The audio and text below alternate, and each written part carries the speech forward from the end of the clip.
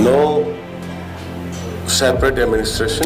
Ngarang state hudegi thawamda asumna haibiki maruoiba wafamdi video asigi makha tabda soidana yawragani Manipurgi huji warpa matamsida mateng pangna balakpa natragana kari lerge na hangabudu adu marko waro matamsida mayai da famaga natragana nakanda tongaga insellaga kuma yengudu they are not friends. Okay, state police and the paramilitary forces, central forces in the Rugangai. Makuiga attack on the Makuiga, live by the Macenta on the Mota, Sumna Sinsan was a silver. Sumna water supply the singer Pinam Gilizaba. It's some of a singer. Kulai Pirates and I take the woman of Puyam the Kawatli. The Raver was succeeded in Quinner.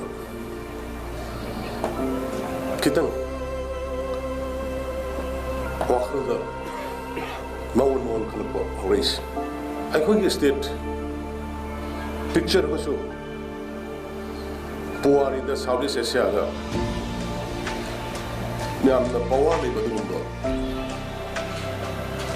kingdom of the last. How did you want to be somewhat better? Fracture Tana to right remember appeasement policy.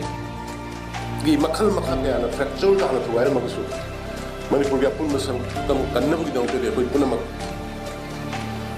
state sigi aseng ba lai ba masama so indigenous people sing loina pulakani habise punju pulle adu ko punju pulakani habise koi gi state sigi pun basak tamda singna bidi bisingna madu ning sing bio hauji koi thongna riba Taunari Batabusida, Mission Prasas Wandana.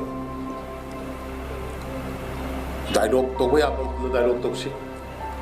Yadama Pandana Poina, Torpus Alliance Punamutu, settlement, be missionaries in Primaria.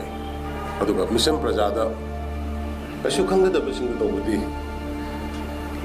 Lepa, Pagani, Haidana Massimai, Apitoxi, was it State Chigapun Musadam? Machet Amadada Pikaheloy, I'm clearly and Honorable Union Home Minister Amit Shah Magi statement Biramani. I have no separate administration. NRC will be enacted. I'm clearly man I did. The Ngarang of the Mana Samdal of Momido. Queen is quite a laughter. Pumhang Hanga Tampiramaba border. 398 kilometers our border say Narang Lapopi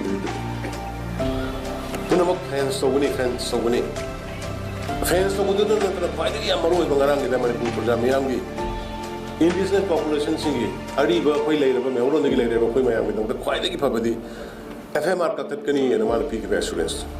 We Sakaki Magagi, we rolling the Jeriba Quimayam.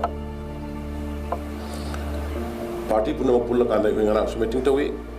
Manipur Uji situation of Koyam Kumakane. Rashi Sushi functions or Matunga Kwe, Hanaki Gani. Karikaram Matorokanda. I know Sahagre, my eye the Lepiar. My eye the Lepiar is the late top. Security Wagera, Ama Wagera. State protect over Zillig had the state protect over time. Zillig had the state Prajamiambo, innocent Mambo protect over time. Adu protect the way the state should protect the way the Praja, the life should protect the way the word. Moidos, the hand of Hasa Turley, more than likely. Anybody? Yang never go on a demo. Hoymasan Hana, but the Yang never go on a day. Security sing, central forces sing. You are not invited here to observe, to see what is happening, what is going on. You invited here to protect the state integrity. You invited here to protect the life and the property of the innocent people. Not to watch. You are invited to sap the life and the property of the people of the state. We are Indians. क्या समझता है क्या खेलता है एक आदमी का जिंदगी बहुत कीमत है हम वो खेल में फंसने वाला हम नहीं है will take our own decision. Amatu in a liminar kanda state sida to Gumatamda, Pataba Miam Sudigi, Kalaga, Sandi Purana Honamilasi, have one Tamzerga and one Kurumzer. ꯑꯔꯣꯏꯕꯗ ꯍꯥꯏꯖꯅꯤꯡꯕꯗꯤ ꯑꯩꯈꯣꯏꯒꯤ ꯋꯥꯏꯈꯨ ꯀꯜꯆꯔ ꯑꯁꯤ ꯃꯨꯊꯠꯂꯁꯤ ꯃꯁꯤꯒꯤ ꯃꯇꯥꯡꯗꯁꯨ ꯃꯌꯥꯝꯗ ꯚꯤꯗꯤꯑꯣ ꯑꯃ ꯁꯤꯌꯔ ꯇꯧꯖꯔꯛꯀꯦ ꯑꯔꯣꯏꯕꯗ ꯃꯌꯥꯝ ꯄꯨꯝꯅꯃꯛꯄꯨ ꯈꯨꯔꯨꯝꯖꯔꯤ ꯀꯪꯂꯩꯄꯥꯛꯅ ꯌꯥꯏꯐꯔꯦ